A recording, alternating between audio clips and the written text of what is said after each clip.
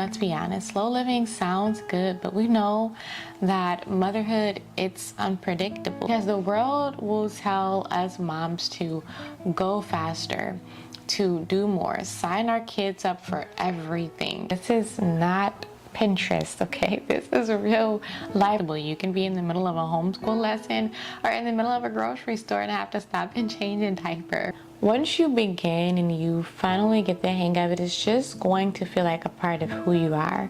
And it's going to become easier and easier. I am with my kids 24/7. Our support system in our village is very much non-existent here. When we hear slow down, it almost feels a little offensive. And let me just say, you do not have to have your kids signed up for every extracurricular activity, even if you are homeschooling. The thing is that slow living is not doing less. It's not about having this perfectly set out schedule and just ignoring everything that you have to do. It is about doing what matters most on purpose. In a world that is obsessed with more, that is a gift to your children. Slow living doesn't mean your kids stop being loud. It doesn't mean the house stays clean, and it doesn't mean that you have more time. It just means that you choose peace anyway.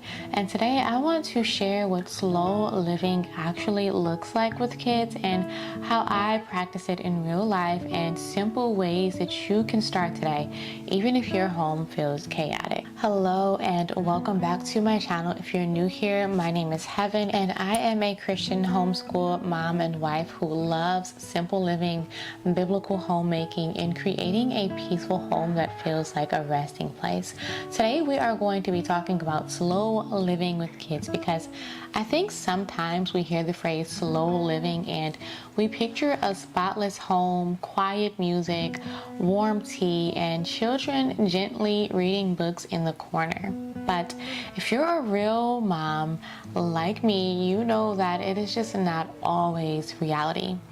Slow living with kids, it's not about being aesthetic. It's about being intentional, and it is possible even if you are in the busy seasons of motherhood. Just like me, I am with my kids 24/7.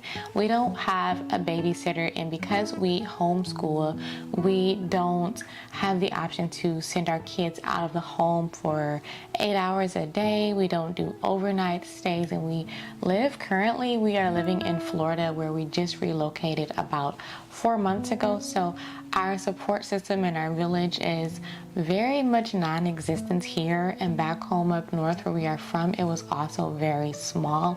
So even if you are feeling like you're in the thick of it, and even if you have your children at home, like in the house with you, majority of the time, slow living and calm and peace is still very much possible. The thing is that slow living is not doing less. It's not about having this perfectly set out schedule and just ignoring everything that you have to do. It is about doing what matters most on purpose. It's choosing a pace that actually matches your values and not the world's pressure, because the world will tell us moms to go faster, to do more, sign our kids up for everything. And let me just say, you do not have to have your kids signed up for every extracurricular activity, even if you are homeschooling.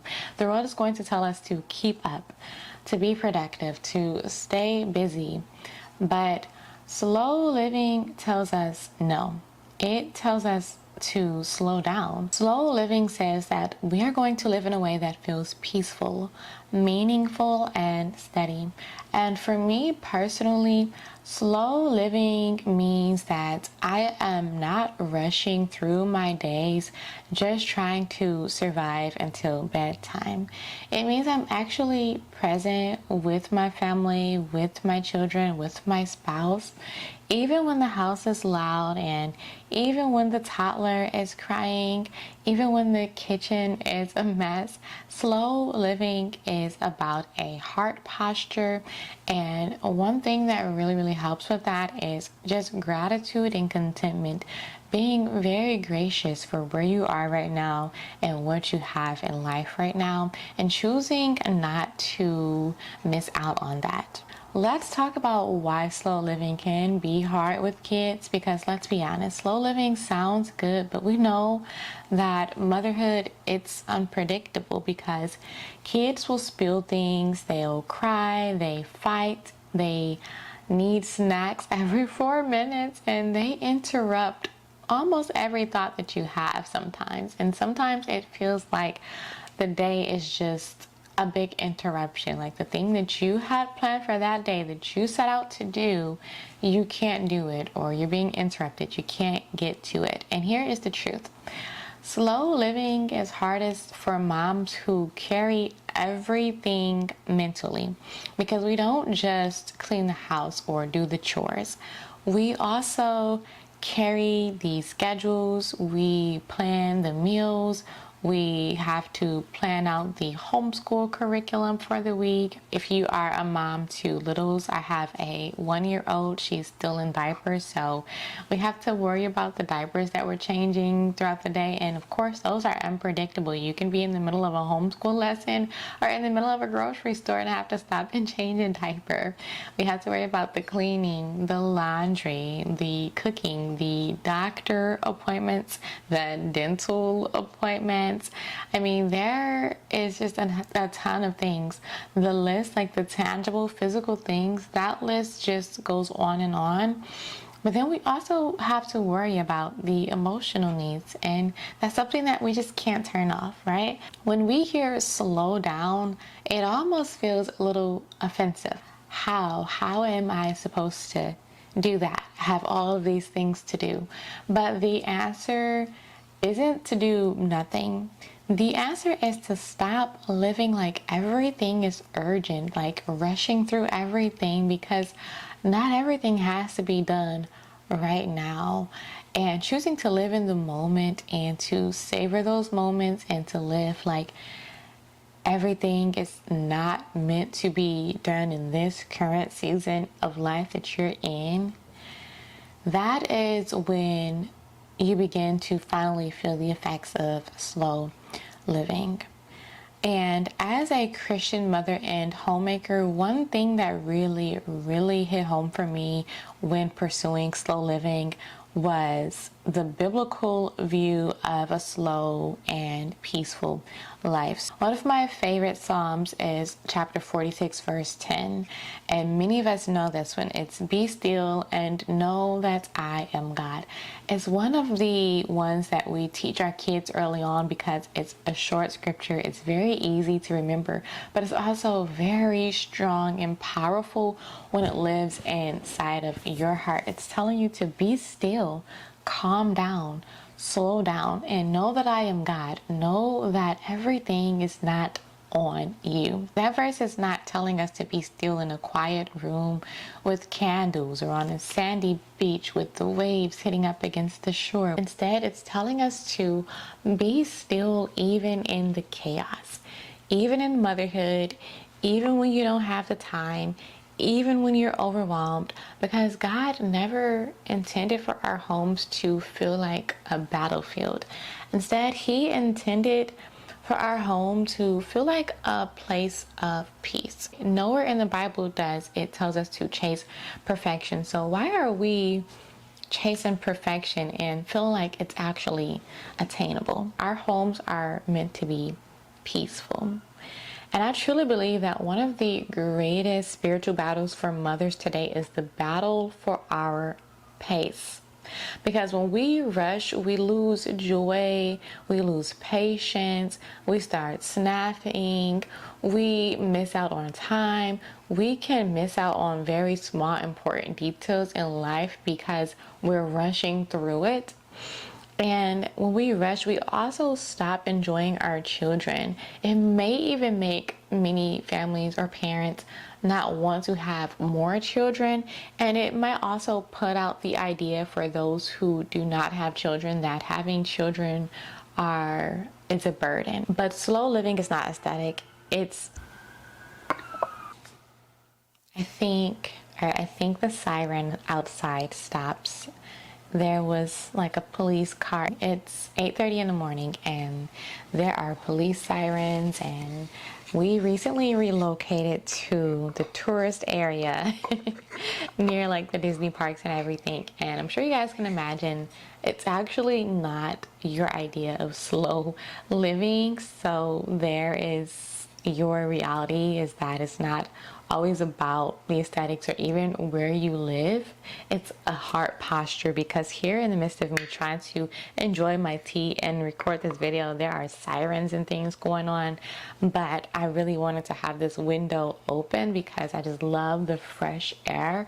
But yeah, anywho, let's reel it back in before things get too out of hand. Since we are right in the midst of all my realities, let's talk about how I practice slow living with my kids. Some practical ways that I actually do this, not perfectly and not every day, but enough to change the atmosphere of our home and enough for my family to actually feel it. So one way is I build our days around rhythms, not strict schedules. And if you've been here for a while on this channel, then you know I am huge on this. I am not your schedule girl. It's never worked out for me. But what does work out for me are gentle rhythms, not strict schedules, because rhythms are flexible. And instead of saying at 7 a.m. we do breakfast, at 8 a.m. we do school, at 9 a.m. I'm going to clean, I think more like morning rhythm, midday rhythm, afternoon rhythm, evening rhythm. The things that I know, like typically in the morning, midday, evening, or night, that I would like for us to be doing. And this is because kids are unpredictable, especially like toddlers or babies. And when you build your life around rhythm, you don't feel like you're constantly failing. Instead, you feel like you are actually flowing, like, I've got this. And for so long, people push down our throats that children thrive on schedules. But what I've learned is that it's not that they thrive on schedules. Children strive on structure, not schedule. And those are two different things. You can have a very strict schedule that requires your children to be doing 1,000 different things each day, but you have it scheduled out to where they're doing a bunch of different things, and every single day can look different, but you can still have it on a very strict schedule.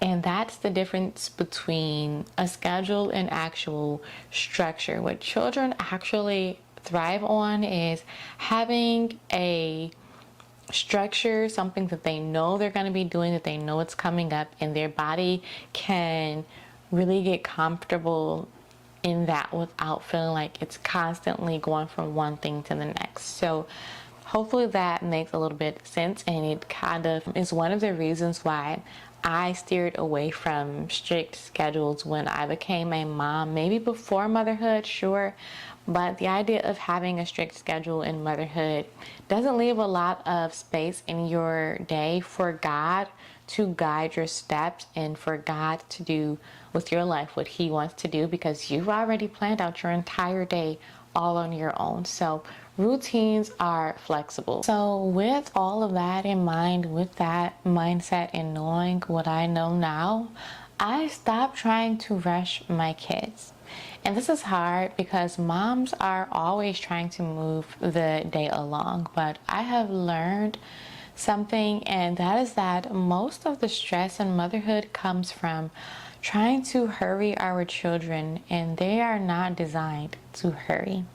Kids were designed to explore, to move slowly, to notice things, to learn things naturally, to repeat things, to play, to be creative and wild.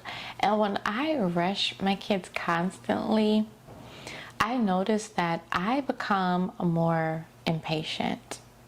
And I also become more agitated. Things start to affect me more. Even like a dirty playground affects me more when I'm always on edge. I want everything to be perfect, everything to be perfectly spotless and clean, to where sometimes I won't even take my kids to the neighborhood playground because I fear that it's too germy or it's too dirty. And so now I try to practice leaving margin, getting off of my high horse, and kind of just embracing the things around me. I also try to be a lot more flexible with my time. So if we have to go somewhere, I know that I need to start earlier. If we're doing homeschool, I try not to cram it into like a stressful time slot, because rushing kids will create chaos. If it's just not fitting in that time slot, if it's just not working, I simply let it go. We read a book, we go outside, and that's normally way more beneficial and a better learning environment for natural exploration anyway. Another thing that I do is let some things stay messy. And this one is where slow living gets real. Because slow living doesn't mean that you do not clean. It just means that you stop acting like mess is an emergency. Some seasons of motherhood are just messier, and instead of constantly cleaning my home the entire day, I try to just focus on resetting the main areas, keeping things functional and tidy, and doing only one deep cleaning task at a time.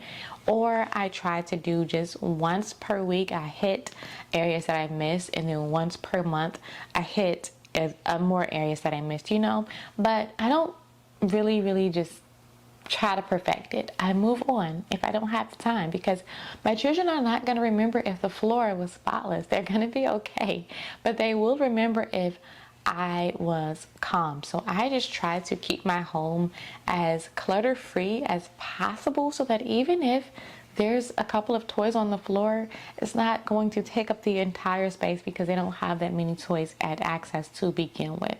And having less toys, I've learned that our kids actually play better and more. I don't know if this is the thing for most kids. Actually, studies show that that is the case for a majority of kids, but personally, I've learned that this is definitely true for my own. I actually have a video that I did talking about how I ditched the majority of my children's toys and what the outcome of that was, the benefit of that. So I'm gonna link it in case you guys are interested.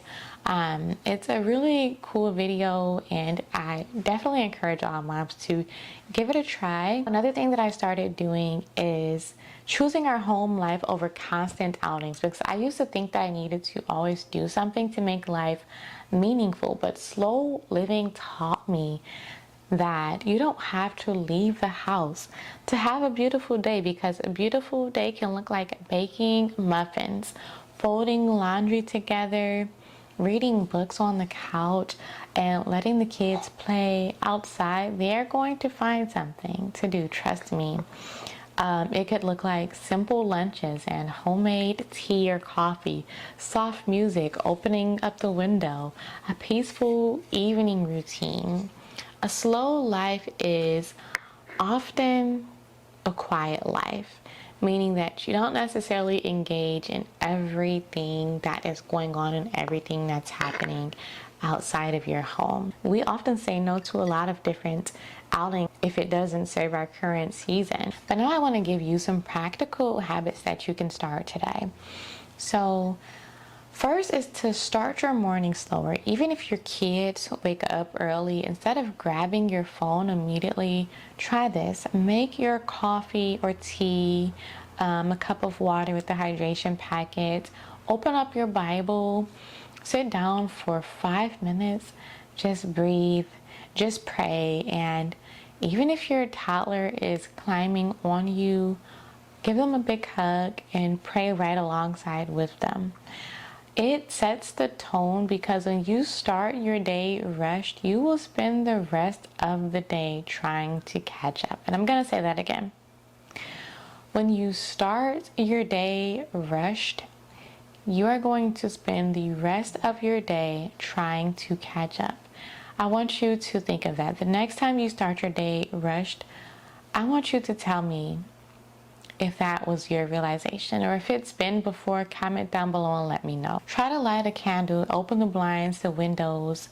This sounds so simple, but it does change the atmosphere of your home instantly. And when the homes feel cozy, bright, fresh, breezy, everybody is going to feel it, and everyone's mood is going to shift. It's like telling your brain, we are safe here. And it's also very intentional. It's a very easy way to live intentionally. Another habit that you can start today is playing soft background music. Soft music changes the pace of the home, and I noticed that my kids even play differently when we have like soft music playing in the background. We love the Good and the Beautiful homeschool curriculum, but in that curriculum inside of their homeschool app, you can also access some of their songs, but they also have many of them on YouTube. I highly recommend them. It has some songs that children typically like Twinkle Twinkle Little Star or Mary Had a Little Lamb, even Christian songs like Jesus Loves Me, but they are beautifully orchestrated with like piano playing in the background and simple chords, things like that, where it just sounds much more calm, peaceful, and not super, overwhelming. And my daughter likes it. My daughter likes Disney songs like Moana and Frozen songs, but she also likes old school music that my husband listens to, jazz music, and those slow classical children songs from The Good and the Beautiful. So try maybe that. Let that play in the background while you cook and your children play. Another habit that you can try today is to simplify your meals. Slow living moms do not cook complicated meals every day. They repeat meals and keep it simple. This is not Pinterest, okay? This is real life, and we're not trying to put out something aesthetic. Like, it's not a business, it's a home. When you're making these beautiful meals and taking pictures and uploading them to Pinterest, normally those people have a blog and a job, but in the home, you're just living life. So keep it simple. Stop overthinking dinner, because you cannot have a slow life if you're stressed out about fancy meals every day. Some of my favorite slow meals are, on a busy day, a crock pot meal, just throwing chicken and vegetables with some chicken broth into the crock pot. Sometimes it's breast, sometimes it's wings, sometimes it's that, sometimes it's sweet potatoes, sometimes it's red potatoes, yellow potatoes, sometimes it's simple sandwiches. Sometimes we have just yogurt and fruit for breakfast, or bananas and muffins. Sometimes we have homemade bread with eggs. Sometimes it's a one-pan meal when everything goes on one pan and I put it in the oven. The thing is that simple food creates a simple day. I do not have a huge, diverse meal plan. My meal plan pretty much contains the same 10 meals on rotation throughout the entire month. Another habit is to protect your evening routine. The evening is when your home either winds down or spirals into chaos, and it's your choice. So slow living with kids in the evening can look like dimming your lights earlier, limiting chaotic overstimulation, like limiting screen time in the evening. Particularly, we're not a screen-free family, but it can be beneficial to limit it in the evening. Cleaning up the main areas, nice bubble baths with lavender essential oil, everyone in their pajamas, reading books together, praying together. And not because you're strict. We've had people visit our home and say that they're not coming again because we are so strict. But I feel like we're too lenient, so that's weird. But it's not that we're strict. It's just that our children feel safe when our day has a gentle and soft and safe ending. You guys, seriously, we had family over our home for about 5 nights, and she brought her son, and she went and told the family she's never coming back. She said, we're too strict. It was the evening routine. When we would get back from the Disney parks, as soon as we walked through the door, we put our children inside of the showers, got them clean for dinner and everything, and we pretty much turned off the screen time. And she preferred that her son would watch television. That's how he went to sleep. But my 1-year-old and 6-year-old, we turned screens off for, sleep time. So maybe that sounds strict. But I encourage an evening routine that eliminates overstimulation. It's if you are pursuing slow living. Now I want to talk about some things that I stopped doing that completely changed my motherhood as it pertains to slow living. First thing is that I stopped comparing my life to other moms. Comparison makes you feel behind, and when you feel behind, you're going to rush to try and keep up with everyone else. But slow living teaches you to be grateful for your pace, your home, your children, your season, and that is enough. And this is something that I also talked about when I did a video on 15 things that I stopped doing as a Christian mom and homemaker. I'm going to link it for you guys. I talk a lot about comparison and more things that I also stopped doing, and that could pertain to slow living as well. Another thing I stopped doing is treating everything like it needed to happen today, because not everything needs to be done right now. I also stopped overbooking our family. I used to do this a lot because I felt like it made me a better friend or family member if I made it to everything. But depending on how much family you have and how many friends you have, you can easily overbook your family to overstimulation. And one of the fastest ways to destroy peace is to say yes to too much. I had to learn that it's okay to say no, because for so long I didn't know that it was okay. This is something that we have to teach our children. And slow living families say no more often. We protect our home. We protect our rest, we protect our children, we protect our time together, and it's not mean, it's not selfish, it's not lazy. That is wisdom and intentionality. Now, if you're listening to this and you're thinking, okay, Heaven, but my life is chaos, here's what I want you to try. I call it the slow living reset. When your home feels loud and overstimulating, just do these 3 things. Number 1 is stop and breathe. Number 2 is clean just one small area. And number 3 is put your phone down and re-enter the moment. Truly re-enter the moment. Sometimes peace doesn't come from changing the entire day or your entire life. It comes from changing your spirit, and it comes from changing your heart and your temperament. Because when you are calm, your kids are going to calm down too. Even your spouse is going to pick up on that. So those are the 3 things that I want you to try. And I want you to try it as often as you need to. Slow living with kids is not about controlling your children. It's about leading the atmosphere of your home and creating a place where your kids feel safe and where you feel like you can breathe again. It's choosing less clutter, less rushing, less pressure, less noise, less screen time, less comparison, and replacing that with more presence, prayer, simplicity, gratitude, warmth, intentionality, and joy. Slow living is a lifestyle of peace, and it's not a trend.